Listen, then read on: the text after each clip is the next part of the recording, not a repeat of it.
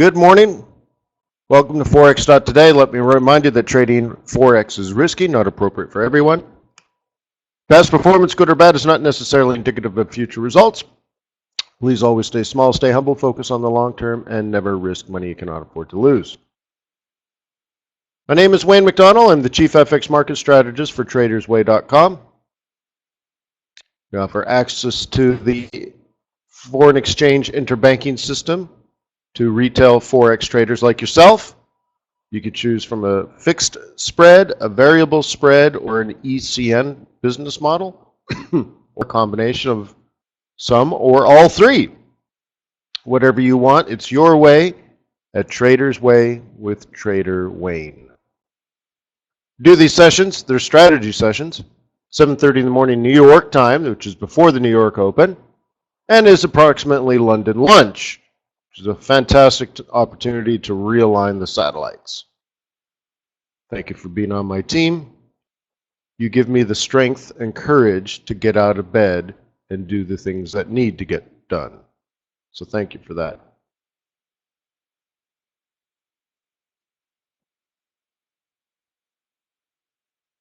So without further ado, let's jump into the weekly session. Go over, plan out the week. Look at some fundies. Look at risk events and opportunities. Maybe get some technicals in there. But happy Monday. Let's get rich, huh?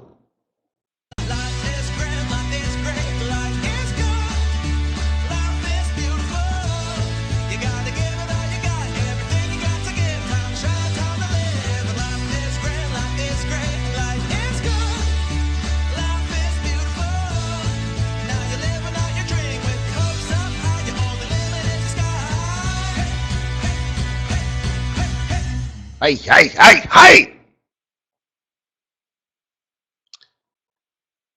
So once again, good morning. It's just looking at the trading ideas that you guys have been posting today. Thank you very much. So I'm just looking at today, the 12th. I see 1, 2, 3, 4, 5, 6, 7, 8, 9, 10, 11, 12, 13, 14, 15, 16, 17, 18, 19, 20, 21, 22, 23 including Dan's. 23 trading ideas just for today, but then yesterday some people logged in on Sunday and started putting in their forecast for today. So 24, 25, 26, 27, 28, 29, 30. So we're looking at over 30 trading ideas and analysis posted at Forex.Today. That is truly, truly teamwork. Now think about this. You're on a team now with traders just like yourself stationed all around the world, and you're sharing ideas and collaborating.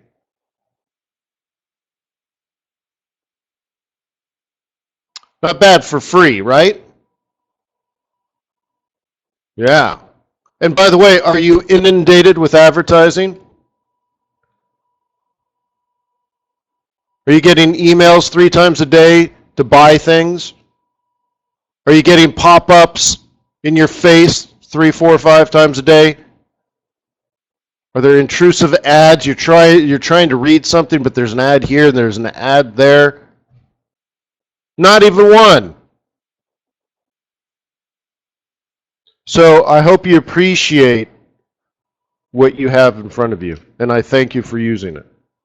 So thank you for collaborating more and more. I think this community is going to get very, very powerful.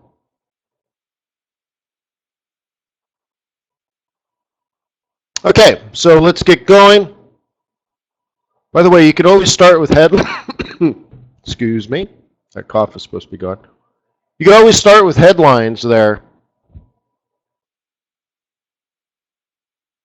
Oh, George, you're posting your technical analysis in news. You probably don't want that. Okay, George, if you're in the room. You want that under Forex trading ideas.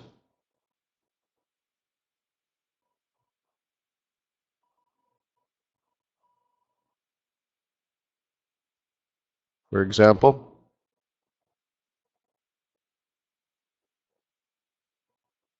Saving, saving, saving, saving, saving, saving.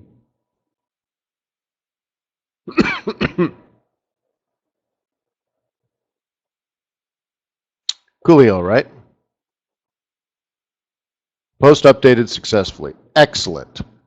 Great. So anyways, what I want to point out is one thing you should probably do every day, just when you start out, just as far as a daily routine.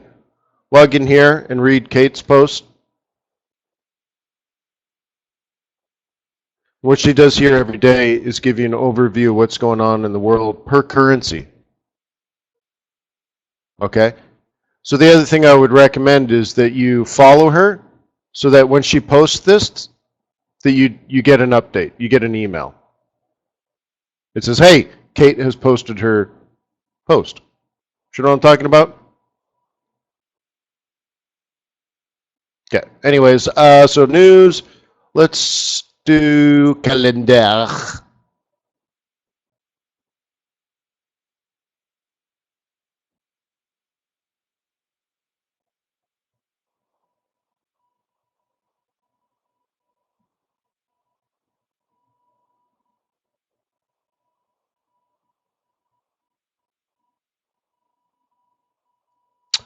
All right. So let's start. First of all, there's just enough news this week to make it a good week. But you know what? Before we do fundamentals, let's do a quick discussion on technicals. What has the theme been in the last 10 days, the last 7 trading days? What has the theme been since maybe even the beginning of the month, September? Yeah, Lawrence says risk off.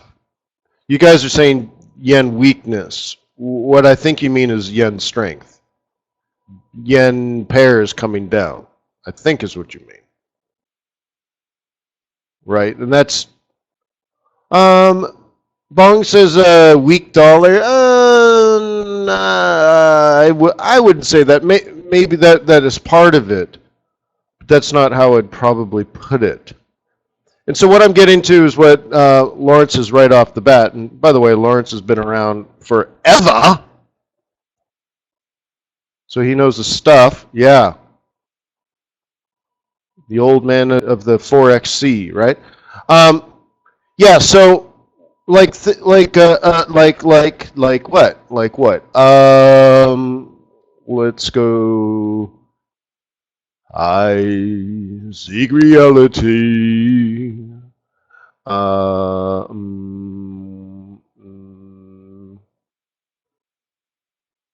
Where is Wayne? Wayne, I got a new complaint. Let's see. Hedging my yen short trades. Hedging Japanese yen. That's September 6th and then September 9th. Do you see a theme there?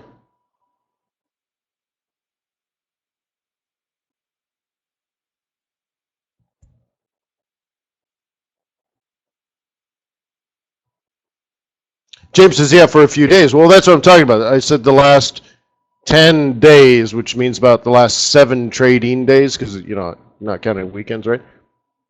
So, from that particular week, and we've been talking about it in the webinars, and it started, I believe, with the lower low, lower high scenario on some of the yen pairs, right? So, gee whiz. So, it's been coming, hasn't it?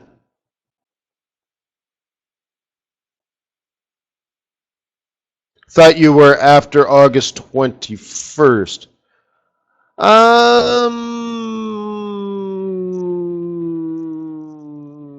Yeah, we did do some earlier, right? I'm just going from memory here. I think on a lot of these pairs, and excuse me for drawing on top of these messy charts, but I think on a lot of these pairs, you had a move up and then a big drop, and then it did this, right? And I think we hedged down in there, and then I think it went all the way back up on some of these pairs, and now we're doing this, right? And so we might have done this one, and then there was still more up, let's say because of a daily 21 or something. I'm making this up, right? But I think you understand, right? So on the smaller time frames, it did do a reversal pattern down into the longer term time frame support, back up to the top, and then we hedged this down, and then I think in particular, last week or the week, just the end of the week before last week, we had a scenario like this where we started talking about, okay, potential here, right? And I remember this move, I shorted the Aussie yen, or Aussie, I shorted Aussie somewhere and hedged my Aussie yen. Well, my Aussie yen got knocked out on this down move, but I hedged it and, made 50 pips or whatever. Something, whatever, right? But I also did something like, I believe I shorted pound yen on this move to hedge my Kiwi yen and picked up like 330 pips, even though my Kiwi yen only dropped like 50 pips. Right? And then now we have this big wave down. So I'm just saying we've been talking about it, if not 2 weeks, then 3 weeks, as James says, right? But the thing is, not terribly surprising that it's happening, right? It's very, very unfortunate. And this is, when you're building portfolios, this is the frustrating time. Because this can continue dropping, and it may ruin your year.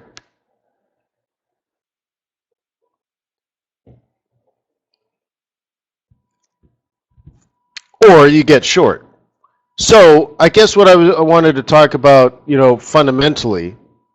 So like I left you on Friday short the pound yen. What an amazing coincidence, right?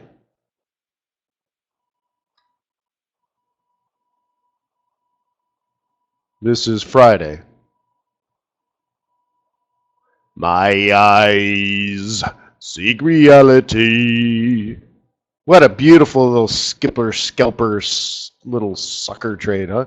Look at that. Damn!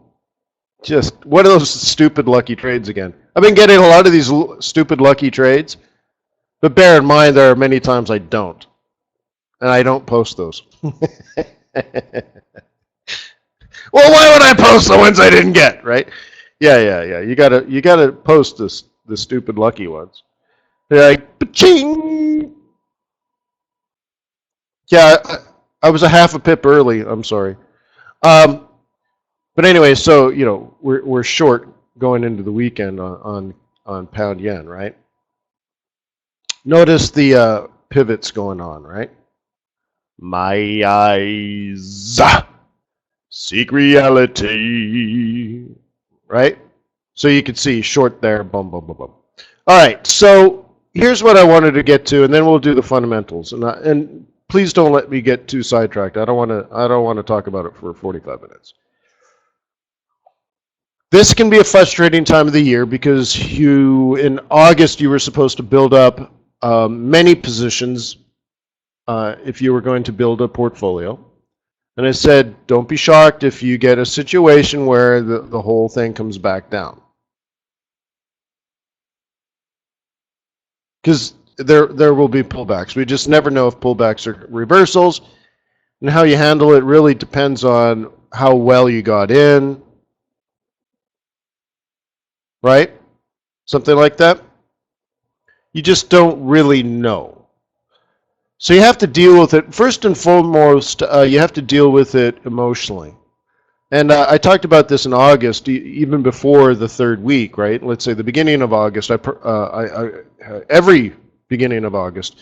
I give the same kind of speeches like, it's your job to set up the portfolio. It's not your job to make money. In fact, don't even try to make money in August. Tell yourself August is going to be a 0 month. Don't worry about it, right? A 0 month is better than a negative 12% month, right? A 0 month is not a horrible month, especially when there's no volatility, right? When the beta is low, your investors are not going to care if you had a flat month. They'll look at it and say, well, yeah, that's beta. They don't want you to make a lot of money in a low beta, because then that means you're assuming risk. Great, fine. So you just spend the month building your portfolio. Long of yen pair, for example, move the stop to break even. Long another one, move the stop to break even. Long another one, move your stop to, you know what I mean? That's your job. So now this is the real test. This is the test to see if you're truly in that game. Are you truly drinking the Kool-Aid? And I've had many trades in the last few days get knocked out of break even. Now, I hedged them. You understand? As we talked. And so this time of the year, you know, sort of, it could be early September, it could be mid-September, it could be end of September, depending on how interested we are in the Fed meeting and what we think the Fed meeting may or may not have. See, there wouldn't be pullbacks if we thought for sure the Fed wasn't going to do anything. You understand that? So the ends are coming down because there's quite a few people that think the Fed may actually do something in September. Well, now they have to adjust their portfolio for that risk. Right? I mean, you don't have to be a rocket surgeon. If you had billions of dollars under management, that's a real risk. Because now we're going into September 21st facing like a 34, 35% probability of a rate hike. Well, you can't ignore that if you have $1 billion, right? What are you going to do? Tell your clients like, yeah, we saw that coming, but we honestly didn't think they were going to do it. We were wrong. So we lost $300 or $400 million. But, you know, it's not our money, it's your money. We'll make it back. Don't worry about it, right? Well, some people tend to worry about losing $300 or $400 million. Yeah, forget about it, right? So let's go back to this. So August, you set things up. September, it could be blast off month, and I've had months like that where, honestly, like the third week of August, the yen pairs go up. And you know what it does?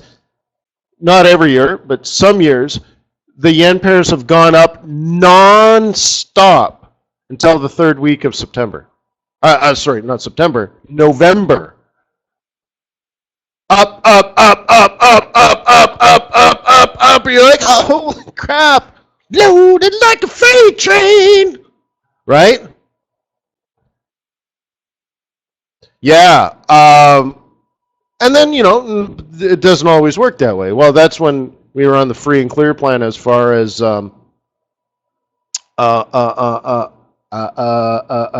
central banking policy, right? But in this month, it looks like it's more of a different game. And this is what the message has been the last 2 weeks. Be prepared to hedge. Okay? And I did a whole, half an hour, 45 minutes presentation last week, I think it was, on hedging. And we talked about, you open up 2 accounts, remember, you're long only in one account, and you got all your stops at break even, and then you shut that account down, right? You turn the charts off, you don't want to look at it. And then on this chart, what you end up doing is you trade it like you're a bear. Only a bear. So do you sell here? Probably not. Do you sell here? No, we can't sell at support. Do you sell here? Maybe. Okay. Do you sell here? No. Do you sell up in here? Maybe. Okay. And what you're doing is you're looking for selling opportunities only. Okay. This is where I was short on on Friday. Why? Because I'm hedging. Okay? And on the second account, all you're doing now is looking for selling opportunities on yen pairs. Now, the cool thing is it does, and what you've seen me do, is it doesn't have to be the same yen pair. So like I was long Kiwi yen, or still long Kiwi yen, right? And ZD, right? So I'm long that pair, but it only moves 50 pips a day, maybe 70, right? So a bad day, the sucker drops 70 pips, right? Well, how much does the pound yen move in a day? Well, was it this one? I think I shorted this one, right? Or it was like this one anyways. Yeah, no, it must have been this one, right? I was short at the top here. I think I picked it right off this monthly pivot, 38, and it dropped down to 35, right? And this was the one where I picked up 300 pips. Hedging my 70 pip loss. Now that's a nice hedge. Okay? And that's where we talked about it. It's an income trade though. Because I don't hold it overnight. I'm just doing it for the money, honey. All right? It's not for love. It's for the money. Right? Income versus wealth. Now does that ring a bell? It might have been the day where I said only poor people buy sports cars, right? What a childish, boyish type of thing. I want to have a Ferrari. Really? You know what a man does with his money? He stuffs a couple of $100,000 per child into a college savings account. That's what a man does with his money. A boy buys a Ferrari.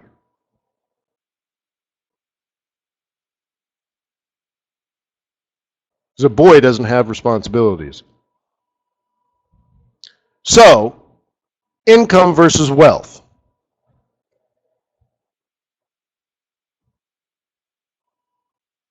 Okay? Income versus wealth. So you're picking up income here to try to offset your longs that are long like way back here.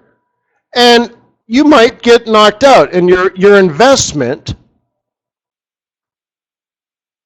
doesn't work out. You see what I mean? But at least you still made money. And here's the most important thing, guys, you have the opportunity. You have the opportunity for the wealth accumulation. Okay? And the frustrating part is you get this and then you're up 100 pips or 200 pips and then it comes back out and knocks you out at break even. Son of a, that sucks, right? But at least you made the income on the way back down. You still walked away with a couple of 100 pips. And you did pick up interest during that period on your leveraged money. And but most importantly is you have the opportunity. Miles says, but we're supposed to close the position at the end of the day, or in particular, Miles, right before the end of the day. Okay, so 5 p.m. rollover. If you're short, you're going to be charged interest, and now you've lost the interest that you made on your long position. So you don't want to do that because it just, once again, it kind of diminishes the whole point. Plus, you don't want to be in a situation where you're riding this pullback in your short position. No, you're supposed to sell here and kind of get out here, and then the next day sell here and get out here, so on and so forth, right? Just catch those little moves, pick up 50, 60, 70, 100 pips, or, on pound yen, only pick up a couple of 100 pips. You're not in it for the long haul. You're in it for hours, not weeks. You see what I mean? Yeah, hit and run, but don't pick up like 25 pips on a pound yen. How embarrassing would that be? Look at me, I made 25 pips on a pound. Yeah, you could have lost 25 pips on a pound yen sneezing. No, Miles. So that's what a loser does. That's truly a hedge. So I have a friend who has billions and billions and billions of dollars in currency that he needs to hedge, right? Billions. And he's got like 12 people in Switzerland, and all they do is hedge. And that little office of 12 people does so much foreign exchange hedging that they gave him a Swiss citizenship so that he can just show up. He has a Swiss driver's license, stuff like that. And he's American, of course. But they're like, and I think they told him, like, you need to hire 12 Swiss citizens. And he's like, well, I got 10 now. And like, yeah, hire 2 more and we'll give you a citizenship. All right. It's kind of a cool thing to have, right? So anyways, and they're morons. Boy, I'm really angry today, aren't I? I apologize. I sound angry. I don't know. I have a pain in my back. Maybe that's what it is. I'm sorry. So anyways, these guys do nothing but hedge. So they look at the order flow from this guy's business. He does business in like 30 or 40 countries. And they see some peso. Boom, hedge it. That's it. They're just blindly, if he's owed pesos and he's going to get paid pesos in 3 months and he's worried that the peso will lose value in 3 months, then they just hedge it. Boom, hedge, that's it. You see what I mean? It's not that they suck, it's that it's dumb. They don't say, okay, sir, we are going to manage the peso now so that you enjoy both, you enjoy the upside and we protect you from the downside. So when the peso falls, we'll sell. And the money you make from us selling will offset that because you will now be hedged. And so when you get paid in 3 months, you'll still get today's value, even though maybe tomorrow or the next day the peso will fall. So on the days it'll fall, we'll hedge. But on the days it rises, we'll either not hedge or we'll buy. And you'll enjoy the upside move as well as the downside. That's what I call dynamic hedging, and that would be an intelligent thing to do. That's what you would talk to a corporate client about. Why would you just throw on a dumb hedge, lock in today's price, but also limit yourself from any appreciation that would actually benefit you? You see what I mean? So anyways, I would say the same thing to you now. If you're hedging, why would you sell here? Meanwhile, you've been long for a week or 2 weeks or 3 weeks or 4 weeks or 5 weeks, and now you simply do nothing but not make any money. You're not making money on the short, and you're not making any money on the long because you're paying interest here, you're earning interest here, right? You're making pips here, you're losing pips here, nothing happens. So, well, that's not smart either. Why would you trade? Why would you lock up your money? Because remember now, you've taken margin on your short and margin on your long, and now you're wasting the money. And now you're ignoring other opportunities. It's really, really a bad thing. So what you should do, and what I've always recommended to you, is be short-term short, make some money here, make some money here, make some money here, right? Make some money here. And meanwhile, stay long. Get paid interest every single day. And yeah, okay, maybe you don't make pips today, or you don't make pips tomorrow, but maybe by the end of the year, this trade will still be open and you will be making pips. And all you've done is survive this first pullback, and you didn't lose any money because you made money scalping on short-term shorts. So you're day trading, picking up income. The money you made today is money today. You're not really hedging, you're just short-term short, picking up pennies. Well, meanwhile, you're invested long-term, and you're expecting long-term appreciation, and you're going to get paid a very handsome amount of interest on top of the money, right? because you're leveraged 100 to 1 and earning, 1.5% interest, which ends up being 150% a year on the money that you have at play, well, that just ain't too bad. That's why I don't want you to throw that money away, Miles, and simply just be short-term short. Now you're not making any income because you're losing just as much money as you're making. And I don't want that. I want you to make the money on the down days because you're not actually thinking about hedging. You're just thinking, I got a long-term position that's at break even. Who cares? Done. You're not even thinking about it anymore. Today, you're looking at the sells, right? And look at all these sells, guys. Right? Down, down, down, down, up, up. Sell. Right?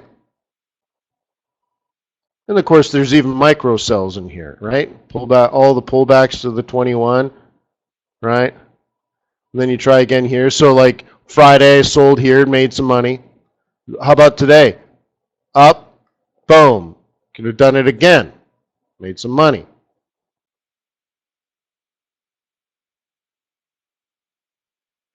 Need to consider win-loss ratio when hedging strategy, especially. Well, first of all, I never care about win-loss ratios. I think the worst trader in the world probably has a high win-to-loss ratio. So there's one thing. And by the way, I book my hedges, or not my hedges, my carries, I book them as losses. So I keep them at -1 or -2 or -3. And this backfired on me. Last week I noticed one of my trades, maybe my Aussie yen. Excuse me. I got knocked out of break even, and then I noticed in my trade history it booked it as a profit. I made like 38 cents or something, just because the spread popped right as it was taking me out. Now it's booked as a winner. Well, this really pisses me off. Wow, there's my anger again. I'm so angry. I apologize. I don't mean to be angry. But what it does is let's say now I have 5 trades. First one makes $1,000. Second one makes $1,000. Third one makes $1,000. Fourth one makes $1,000. So far, what's my average win?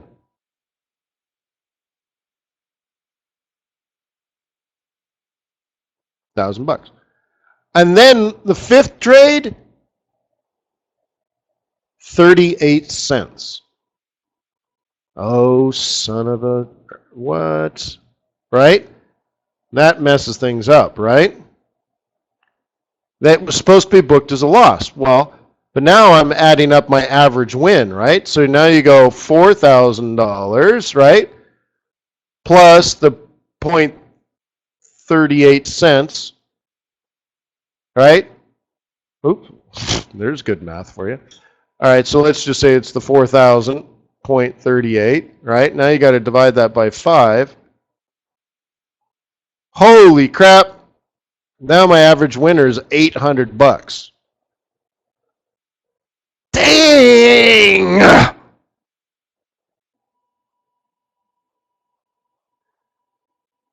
Okay? But what if my average, that's supposed to get, so let's say most of my losers were $1,000, but I have lots of break-even trades at 38 cents. So now let's say I have 4 trades that are negative 1,000 and 6 trades that are 38 cents. Now my average loss size drops really, really small. It's not 1,000. It's going to be like $300. And the average win is going to be 1,000. So now you look at it and say, wow, when he wins, he makes $1,000. When he loses 300. And he wins more than he loses. Or, he has lots of break-even trades, basically, or whatever. You see what I mean?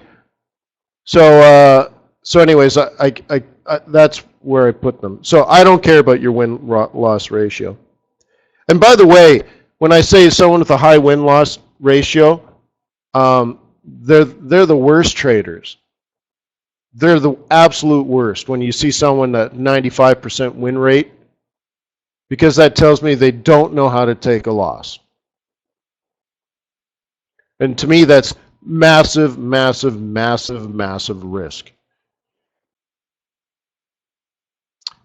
And very often what I'll do is I'll say, all right, well, show me open positions. Oh, I can't do. Yeah, there's always a reason. So now I take a look at the open positions, and there's like 19 trades that are minus 300, minus 400, minus 500 pips each. Oh, I don't mind 200 pip stops, Lawrence. In fact, I'll use as much as 300. But you won't see, like I looked at someone's trading this year, actually. I looked at the trades, and I was just astounded. There was something like I don't know, 250 losing trades open.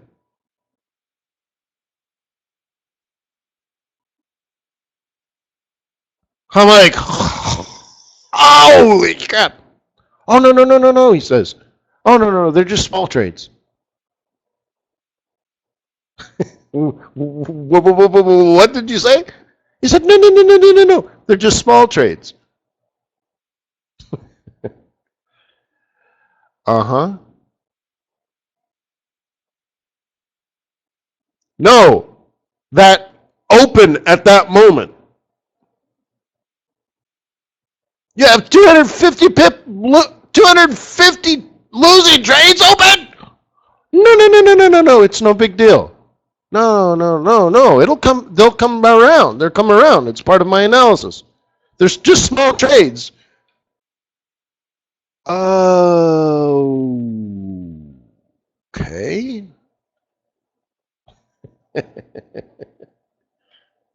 Yeah. Well, yeah. Yeah. Yeah.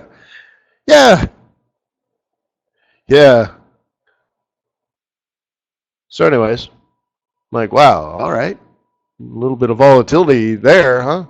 So, all right. So I got I got distracted there. So, anyway, so short-term short guys make money. Okay, make money when you see that something has changed in the market. Okay. So, like let's say your carry is down here. This would be a great place to be long, for example. And I swear we talked about this last week, like, a week ago, or maybe it was just over a week ago. But I swear we talked about it, like, get ready for all these moves, guys. Because what you want to do is hedge this, and hopefully we just do this week. That's the hope. But remember, hope's not a strategy, isn't it?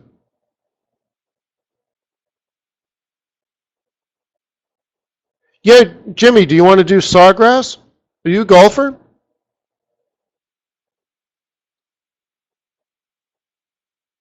Yeah, I'm down that way a lot. Um, yeah, how far are you from Amelia Island? Yeah, well, there you go.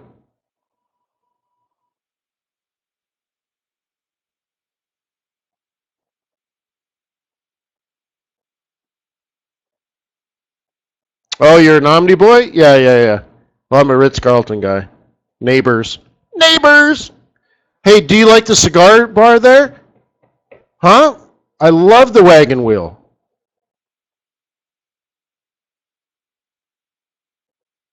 What? Oh my God! It's one of my favorite cigar bars in the world. The wagon wheel, right across from the Omni. What do you? It used to be an art gallery. I digress again, right? Well, Jimmy's like, oh yeah, let's meet up. I'm like, great. Yeah, there's a great pizza place. All right, I see your priorities. Pizza. Yeah, where? Right next to that great steakhouse, there's a pizza place. Yeah. Yeah. All right, all right. Jimmy just gained a whole bunch of points and then lost them. All right, Jimmy. All right. Yeah, Jimmy's like, yeah, my dad likes cigars. All right, cool. All right, so anyways, you got to be prepared. Everything looks long here. Everything looks long. Uh-oh, something's wrong. Something's wrong. Something's wrong. You need to hedge these. And by hedging, I mean simply make income on the way down because it's obvious, and then be long and strong when it reverses, right? Because again, down, down, down, up, up, up, down to down, down into support, monthly pivot, weekly reversals, right? So maybe we start to, see stuff like this, and that's where you want to be long again, right? No, well, not like, let's say at a bare minimum, if you're in here, you're still long. But at some point, like maybe in this area, you buy again.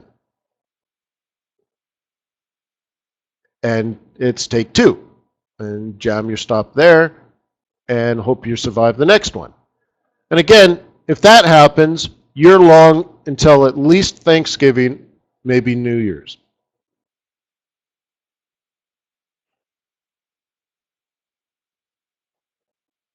Okay. Right?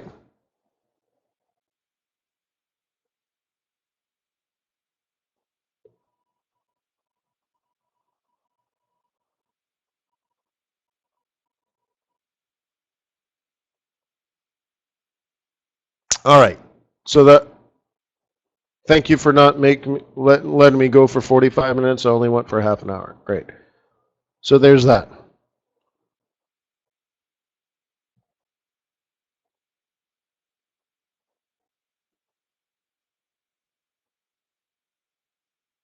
Well, how about the monthly and weekly pivot point, Eds? 1325. Like, remember, I don't have opinions. Just look at the chart. I'm looking at it. Boom. Well, right there. We're right on the weekly and monthly cluster. Well, that seems like that would be support. So, not my take, just pivot points. Right. And that takes so long, right? I watch my head. Ready?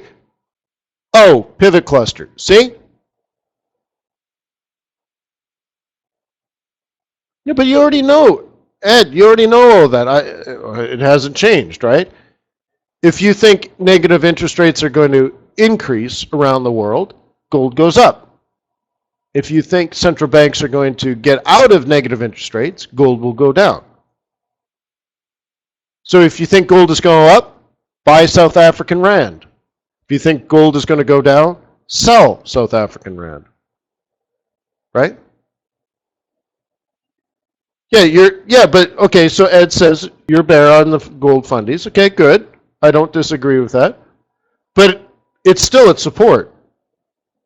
You see what I mean? You see what I mean? Like, no matter what your fundamentals are, technically that is still support, which means somebody's going to do something because of that.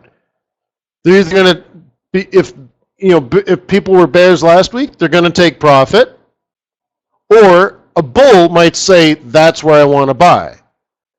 And almost for sure, at some level, whether for 15 minutes, 2 hours, 3 hours, 3 days, 3 weeks, we never know. But it may rise for a while. Fundamentals may not change. Fundamentals are the fundamentals. They're not likely to change today. But it still could go up from support because it's support. So as a bear, you decide, do you take profit here? Yes or no? And the second thing is, what's the next level of resistance in which you'll short again? So I look at that. Well, the weekly pivot is right up there, right? 1334. So I'd probably sell it at 1333.33. Done. Next. Right? No. Jimmy, Ed's asked about gold. All right. Let's get going. Get busted. Boom, boom, boom, boom, boom, boom, boom, boom, boom, boom, boom, boom, boom, boom. Let's even get rid of the mediums. We don't have time for mediums because we need the mediums. Shoot. All right. All right, so let's get going.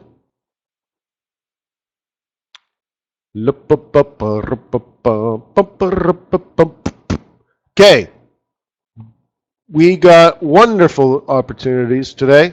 Chinese retail sales and industrial production.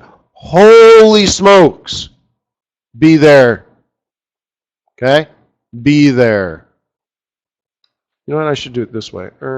Let's get rid of that. Okay? Yeah. Yeah, let's do it this way. Okay, absolutely need to be there. First of all, industrial production. Are the factories in China humming along, or are they shutting them down? Clearly important in regards to global macroeconomics. Retail sales. Do the Chinese feel wealthy? Are they buying stuff? Very important to their domestic economy. Plus, they might want to start buying junk from Europe.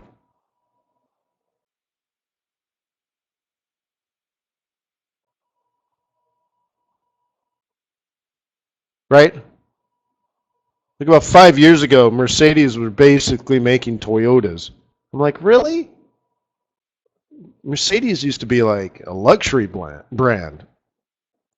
So I think they're going back to that a little bit, but anyways. So are the Chinese buying things? And if you're trying to buy Bordeaux, this is important. Bordeaux prices have crashed over the last few years, but I think they're going back up again. If you want to buy Bordeaux at auction, Chinese retail sales is going to impact prices. So anyways, let's pay attention to that. That's a big one. Europe, nobody cares about Europe. All right, to the UK. Well, remember we were scared about Brexit?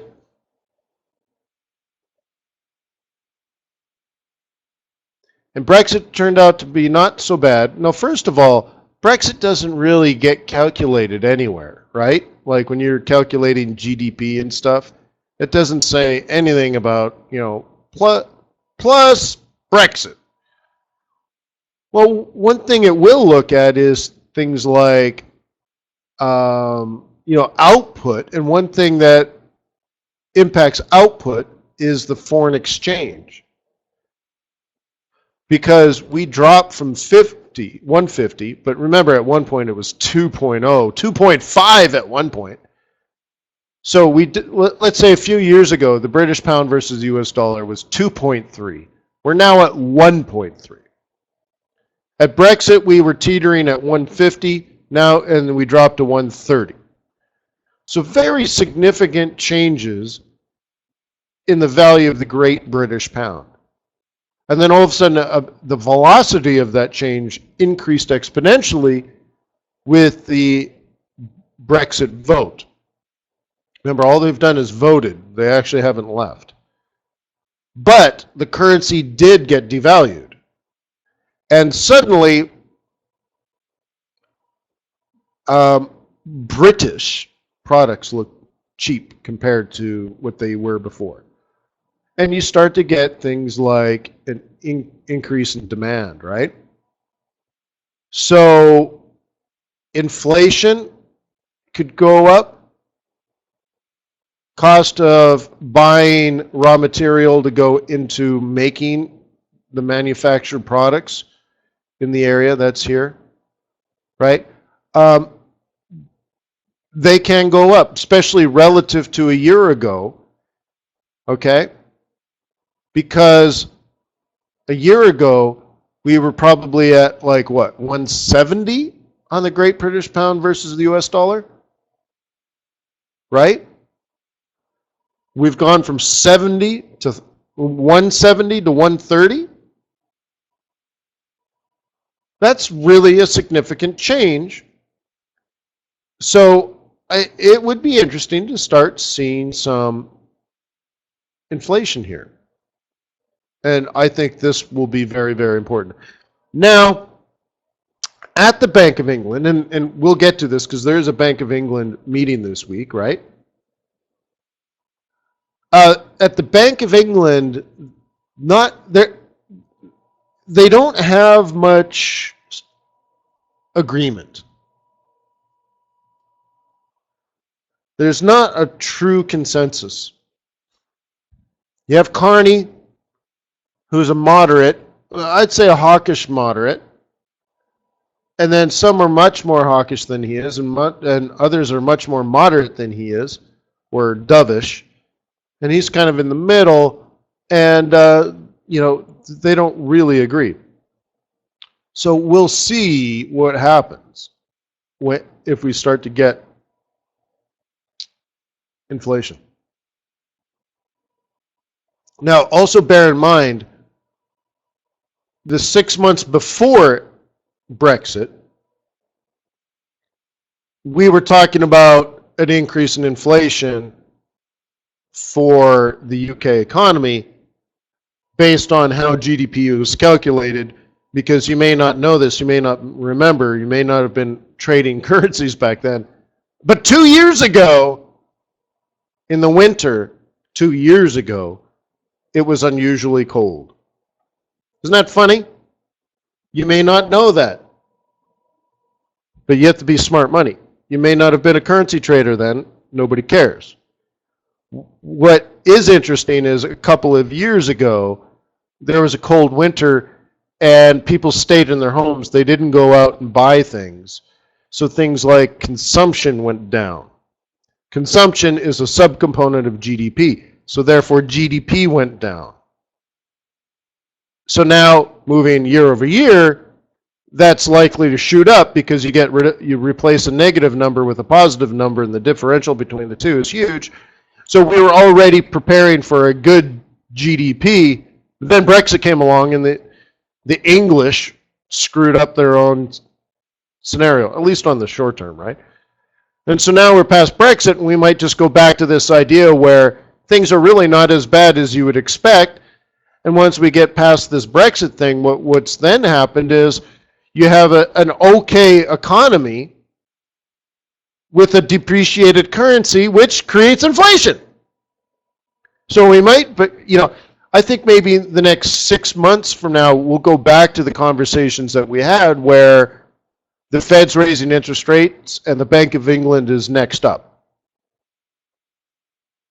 Meanwhile, Europe is slashing, Japan is slashing, but what'll happen is we'll get the UK improving, then we'll get China improving, then maybe we'll stabilize some of these commodity currencies, right? But now we're talking 2018 by then, right? Debisa says, actually, buy some more single malt whiskey. And so actually I did. When I came back from South Africa, right? I bought myself a giant bottle of scotch.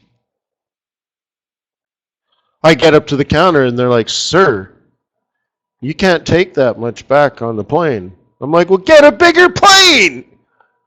They're like, "No. You can only have 2 liters." I'm like, "What the hell? Commie bastards." This should be a free world. If I want to buy scotch, I should be able to buy scotch. But yeah, or else you pay tax. Yeah. Well, anyways, there's our free world, right? So yeah. No. I spread out my intoxication over a longer period of time. All right, so that's that. This is high, and be happily surprised that the numbers are going to be good. Okay. The Euro Zoo. Okay, the German Zoo. Yeah, okay, we care about that because of Germany being one of the largest exporting nations in the world. So yeah. Okay, so that's another one to watch, right? German Zoo. Hello, hello. Come on, touch. Okay. Swiss Zoo, never heard of it. European industrial production, yeah, it's going to be disappointing. Yen, okay, now we're looking at Japanese industrial production, capacity utilization. Once again, this stuff will get, will lead to things that get reported into the GDP. So this will be important. Look at 0.0 month over month, -4 year over year. Yeah, those are bad. An increase in industrial production and stuff will be interesting. But remember, the biggest problem in Japan isn't the fact that Europe is choking on its own blood and the people in charge, both in the government and at the central bank, are powerless to do anything, or at least choose to be powerless to do anything. So that's really bad for Japan. But also, by the time Europe gets itself together, half of the Japanese workforce will die of old age. Right? So industrial production is falling simply because an 85-year-old factory worker is just not very productive. You need to make some more robots.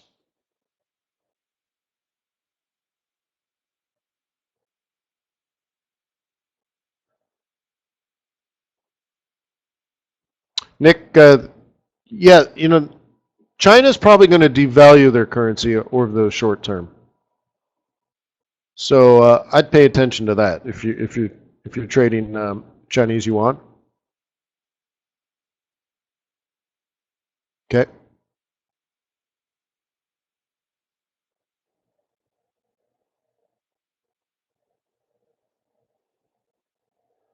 Chinese stockpiling. Well, okay. Let's address that. Okay. You may not see it directly. So, what I've seen in the past is that China, when they stockpile, they don't just stockpile oil. Somebody in the government makes a decision that they're going to stockpile a bunch of things. Would anybody that knows anything about China agree or disagree with that? That's just my unscientific observation.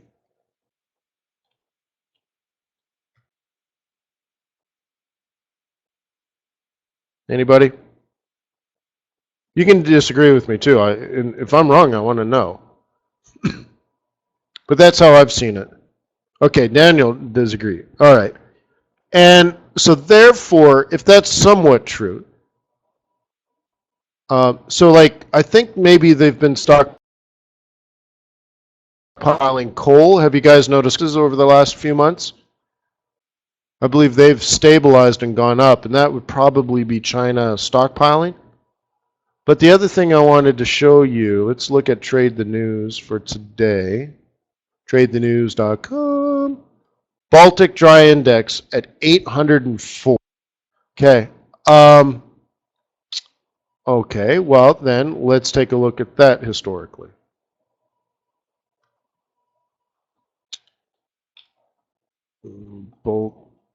Baltic Dry Index chart. Index charts. Man, didn't spite. Let's try this. Misspelled Baltic and index. Wow, bad typing day. That's not a live chart. Why would I? Oh, forget it.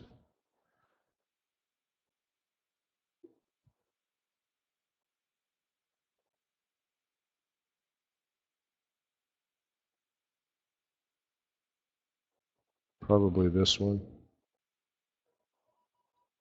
Okay, yeah, 804. All right, so we're here. Thank you, Bloomberg.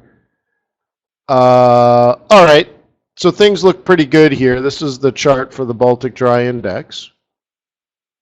Things seem to have been going up over the last month, right? Now, this is the cost of shipping things around the world. So if China's stockpiling oil, like somebody said, demand would have spiked for shipping. Now, Baltic Dry Index does not include oil tankers. It's more like coal and iron ore. But that's why I go back into this idea that if they've decided to stockpile oil, they would have decided to stockpile, let's say, other things. And if those are dry goods, that's what this is, okay? Okay, look at a 5-year perspective though, we've gone from 400 to 800, which sounds like a lot, but we're supposed to be at 2,000. We're not even halfway back at this point. So looking at the cost of shipping things, I don't think I would agree that China has been stockpiling oil, or if they have, it's a one-off, and it's still surprising that it hasn't shown up anywhere.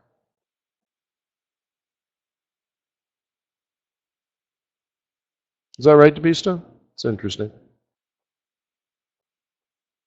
Okay. But China, whole whorehouse, that's so funny. Warehouse, yeah. Yeah. Well, you got to move them, okay? Now, if they're stockpiling domestic supply, then it wouldn't impact anybody and nobody would care. You can stockpile your own crap. Nobody cares. Wouldn't impact anybody. Okay. All right, so anyways, let's finish up here. So import, export, fine, that's not going to move anything. I want to see huge imports. Exports are going to be disappointing. I don't care. I want to see huge imports because that means Americans feel rich and they're spending money. In particular, they're buying stuff from the UK and they're buying stuff from Europe because those things are cheap now. That would be good. Okay? Aussie jobs report, always a fun trade. Like I always tell you, it's a scalp. If you get a quick 100 pips, take your profit and run. I feel, and again, not scientific, just my feeling, how I feel from past experience, is that if I jam my stop at break even when I have 100 pips, it seems to me almost always it comes back and I get knocked out at break even. So if I'm sitting on 75 pips after Aussie jobs report, I usually book them and go back to the bar. And the reason I say that is I remember I have an old story and I'll tell it quickly.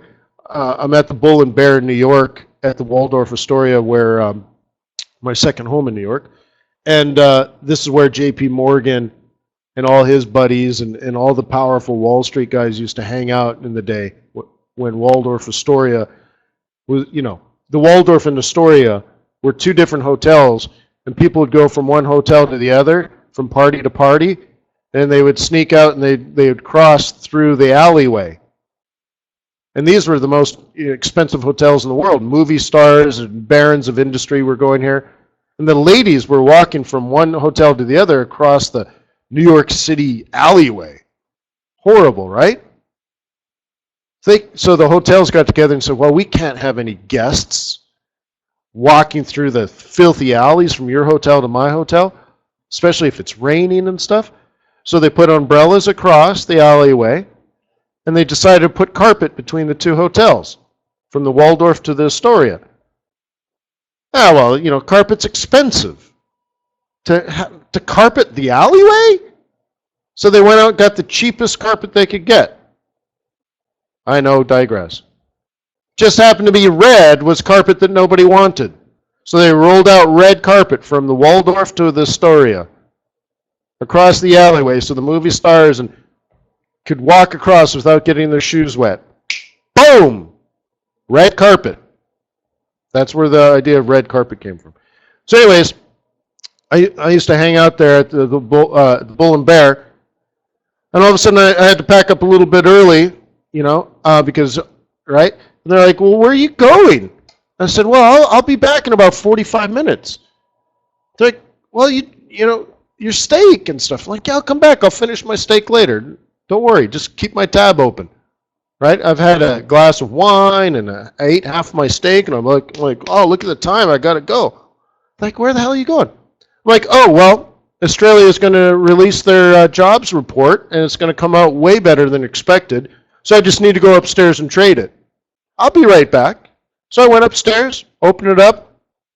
I did a webinar at the same time, traded it, made 100 pips, booked the profit, paid for the whole weekend at the Waldorf Astoria, said goodbye to everybody, shut it down, went downstairs, finished my steak, and another McCullen, please.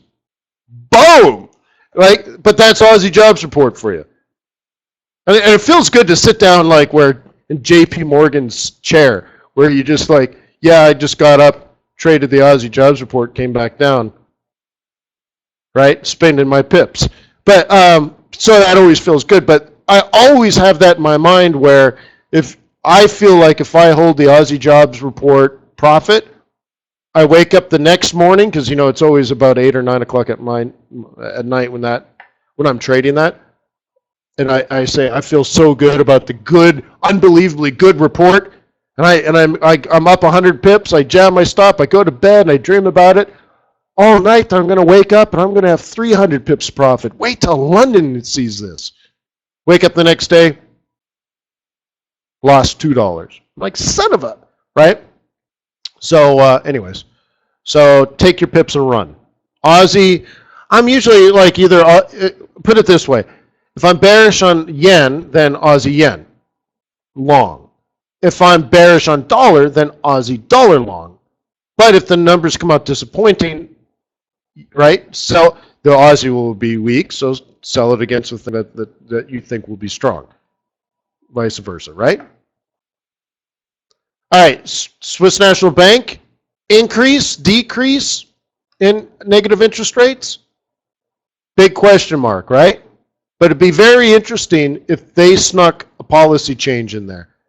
And wouldn't it be interesting if the ECB contacted the boys at the Swiss National Bank and got them to do something on their behalf? Be subversive about it.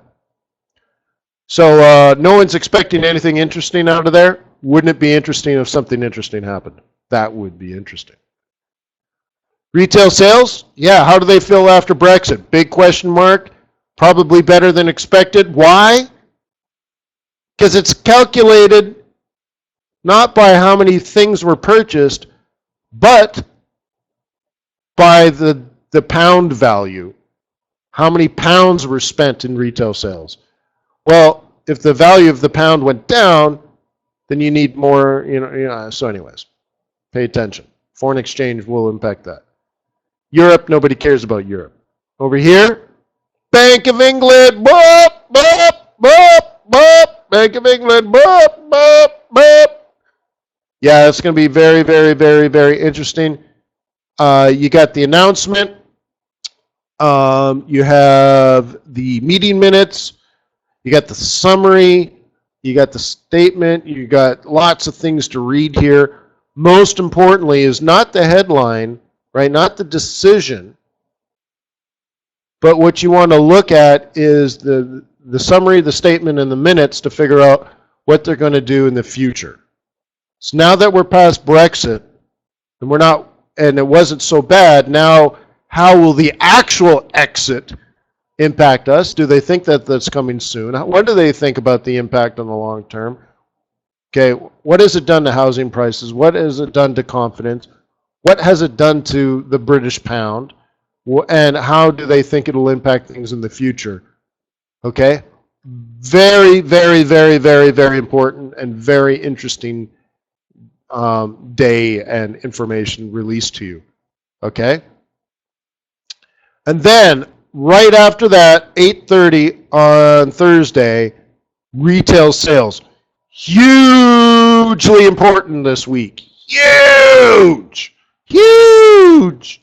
Huge!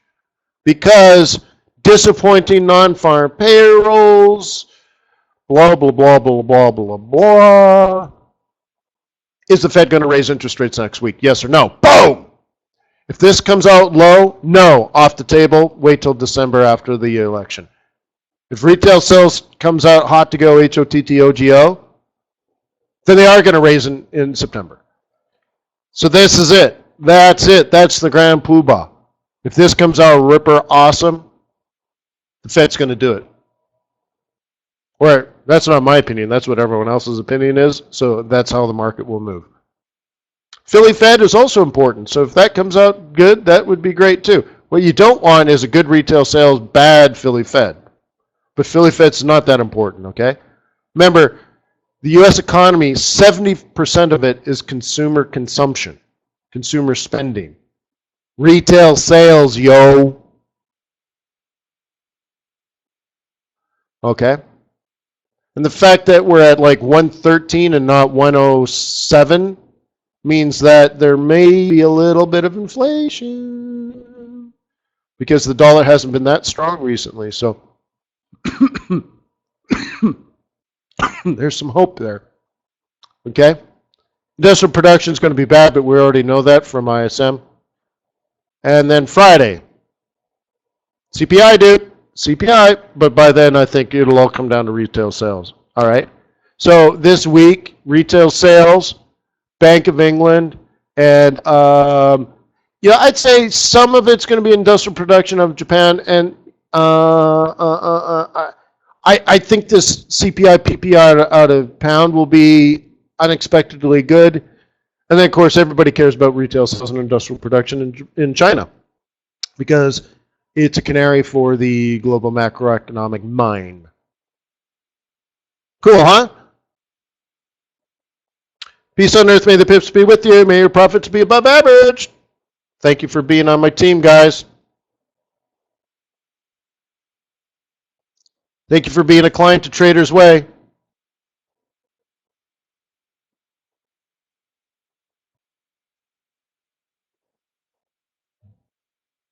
Oh, snap. That just happened.